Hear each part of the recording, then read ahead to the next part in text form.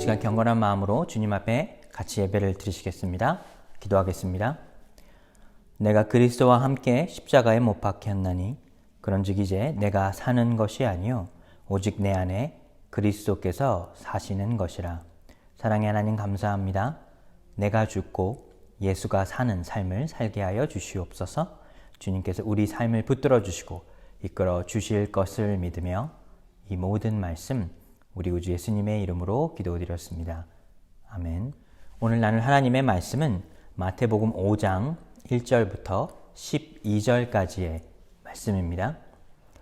예수께서 무리를 모시고 산에 올라가 앉으시니 제자들이 나온지라 입을 열어 가르쳐 이르시되 심령이 가난한 자는 복이 있나니 천국이 그들의 것이며 애통하는 자는 복이 있나니 그들이 위로를 받을 것이며 온유한 자는 복이 있나니 그들이 땅을 기업으로 받을 것이며 의에 줄이고 목마른 자는 복이 있나니 그들이 배부를 것이며 긍휼히 여기는 자는 복이 있나니 그들이 긍휼히 여김을 받을 것이며 마음이 청결한 자는 복이 있나니 그들이 하나님을 볼 것이며 화평하게 하는 자는 복이 있나니 그들이 하나님의 아들이라 일컬음을 받을 것이며 의를 위하여 박해받은 자는 복이 있나니 천국이 그들의 것임이라.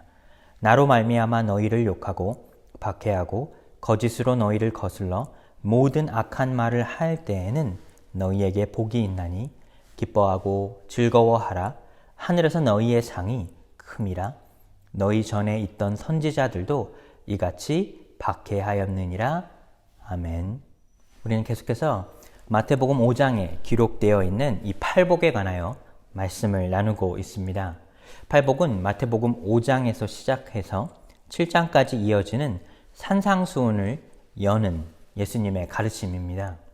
산상수훈의 주제, 이 팔복의 내용의 핵심은 바로 그리스도인들이라면, 예수님을 믿고 따라가는 존재이라면 우리는 세상과는 구별된 존재로 살아가야 한다는 것입니다.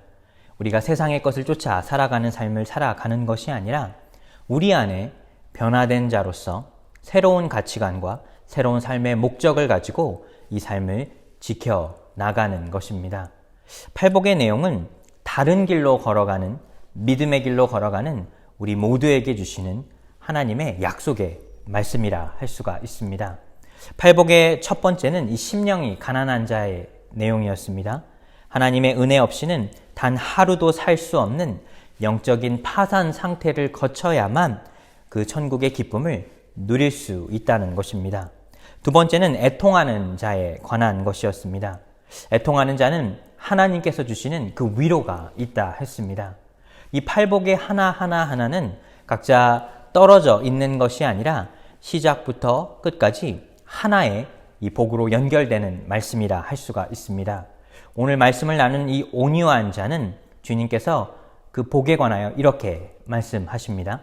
온유한 자는 복이 있나니 그들이 땅을 기업으로 받을 것이며, 이 온유라고 하는 단어가 사실 성경에 여러 번 등장합니다. 시편의 기자는 하나님께서 온유한 자에게 정의로 인도하시고 온유한 자에게 자신의 길을 가르치신다 말했습니다. 그렇습니다. 이 온유라고 하는 것은 하나님의 성품을 닮은 삶, 하나님의 길을 따라가는 삶이라 할 수가 있습니다. 예수님은 스스로를 나는 온유하고 겸손하다 말씀까지 하셨습니다. 온유는 예수님의 성품입니다. 하나님의 성품이고 예수 그리스도를 믿고 따라가는 자들의 삶에 나타나는 삶의 성품이라 할 수가 있습니다. 그런데 이 온유라고 하는 이 말을 듣게 될 때 우리는 연약하다, 부드럽다라고 생각하기 쉽습니다. 사실 온유한 사람은, 성경이 말하는 온유는 우유부단하거나 그냥 착하기만 한 사람을 말하는 것은 아닙니다. 온유한 사람은 타인에게 부드럽고 마음이 따뜻한 사람이라 생각이 듭니다. 어떻게 보면 줏대가 없다라고 말할 수도 있고 고분고분하고 또 불의도 그냥 보고 넘어갈 수 있는 사람이다 라 생각하기 쉽습니다. 하지만 이런 이미지는 성경에서 말하는 온유의 성품의 이미지와는 사실 다르다는 사실입니다.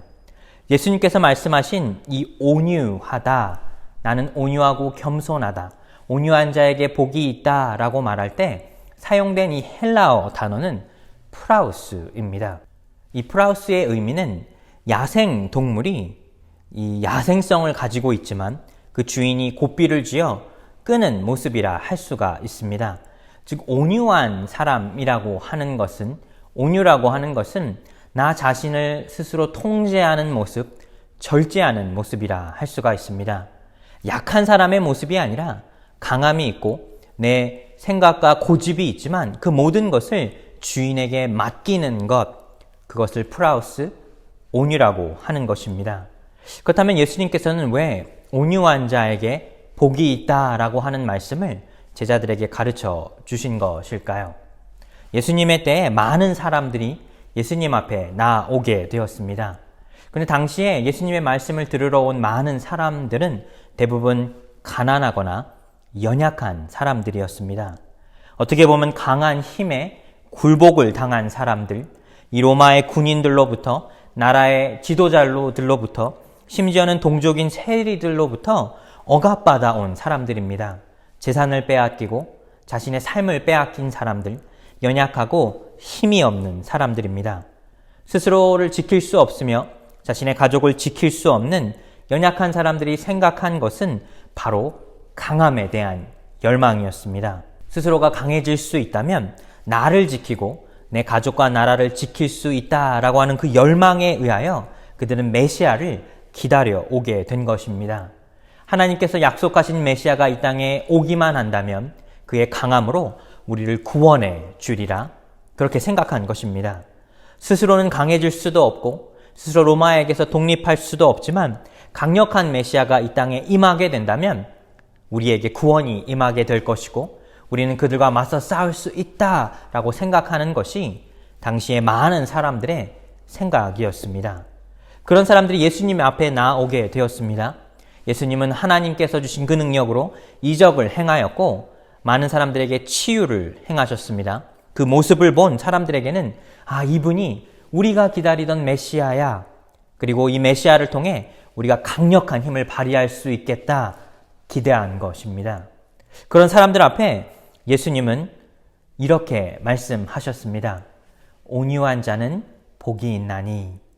즉 그들이 기대했던 메시아의 모습과는 정반대되는 모습을 말씀하셨던 것입니다.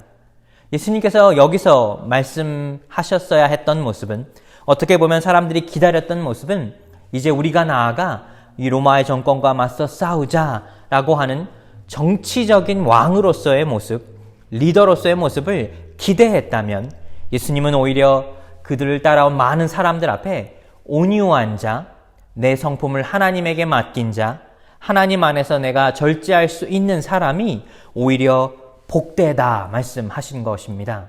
사랑하는 여러분, 이 부분이 많은 사람들에게 충격적인 말씀이었습니다. 특별히 예수님을 따라온 많은 사람들에게는 그들이 기대했던 예수님의 모습과는 정반대의 말씀을 하신 것입니다. 그런데 우리가 예수님의 말씀을 잘 들여다보면 예수님께서 말씀하신 이 온유한 자라고 하는 것은 절대 연약한 자의 모습이 아닌 하나님 안에 내 삶을 맡긴 자의 모습을 말하는 것이며, 예수님은 또 이 온유한 자에게 특별한 이 복이 있다는 것을 말씀하여 주십니다. 온유한 사람은 복이 있다. 그들이 땅을 차지할 것이다 라고 말씀하셨습니다. 그렇다면 여기서 예수님께서 말씀하시는 이 땅이라고 하는 것은 과연 무엇일까요? 우리는 눈에 보이는 것을 쫓아 살아가는 삶입니다. 우리가 생각하는 땅이라고 하는 것은 어떻게 보면 내가 살고 있는 이 지역, 내가 살고 있는 이 삶의 이 모습을 말하는 것입니다. 즉 주님께서 말씀하신 이 복의 내용은 내가 살고 있는 영역이 넓어지는 것을 기대했다면, 사실 예수님께서 말씀하신 이 온유한 자의 복은 그것보다 더 깊은 내용을 담고 있습니다. 온유한 자는 땅이 넓어진다 했습니다. 이 지경이 넓어지는 것을 말하는데 그것은 단순히 물리적인 땅, 우리가 만질 수 있는 이 세상의 땅을 말하는 것이 아니라 영의 지경이 넓어지는 것을 말합니다. 즉 우리가 예수님 안에서 우리의 내적인 삶의 변화를 겪는다면, 우리의 성품이 하나님 안에서 온유한 자가 될 수 있다면, 나의 삶의 내 성격과 내 모든 것을 주님 안에 절제하는 삶을 살며 주님에게 모든 것을 맡기며 온유할 수 있다면 우리의 영의 지경이 넓어질 수 있다는 사실입니다. 예수님께서 말씀하신 이 내용이 사실 예수님의 삶의 모습이라 할 수가 있습니다. 예수님은 온유한 자로, 겸손한 자로 우리에게 이 땅에서의 모습을 보여주셨습니다. 그 삶의 죽음에 이르기까지 예수님은 모든 사람들에게 온유한 모습으로 십자가에 돌아가셨습니다. 근데 예수께서 부활하심으로 그 영의 지경이 이제는 넓어지게 되었다는 사실입니다. 사랑하는 뉴욕 주소만교회 성도 여러분, 우리의 삶도 마찬가지입니다. 우리가 이 땅을 살며 내가 내적으로 내 성품이 먼저 온유한 자, 변하지 않는다면 내가 아무리 이 땅에 많은 권력과 힘을 쥐고 있는 것 같아도 그것으로 사람의 마음을 변화시킬 수 없으며 우리의 영의 지경이 넓어지지 않는다는 것입니다. 영의 지경이 넓어진다는 것은 결국 다른 사람들의 마음을 움직일 수 있다는 사실입니다. 즉 나를 인정해 주는 사람들, 나와 함께하는 사람들이 많아지기 때문에 나의 영의 지경이 넓어지게 되고 그 안에서 얻는 주님의 은혜가 있다는 사실입니다. 사랑하는 여러분, 예수님의 삶은 자신의 힘을 키우거나 정치적인 권력을 갖는 것이 아니었습니다. 하지만 이 땅에서 삶을 끝까지 사시면서까지 예수님은 하나님 안에서 나 스스로를 절제하는 모습을 통해 오히려 주님께서 보여주신 강력한 성품의 모습이었다는 것입니다. 우리는 세상을 살며 온유한 자가 되어야 합니다. 온유한 삶은 나의 힘을 의지하는 것이 아니라 나에게 힘을 주신 하나님을 의지하는 삶입니다. 우리 매일의 삶을 살며 내 안에 온유함을 키워 내적인 성품이 자라나게 되어서 우리의 영의 지경이 넓어질 수 있습니다. 한 주간의 삶을 사시면서 여러분의 삶 속에 이 온유한 자가 되어 여러분의 영적인 지경이 넓어지는 여러분의 삶이 되시기를 예수 그리스도의 이름으로 축복하여 드립니다. 기도하겠습니다. 하나님 감사합니다.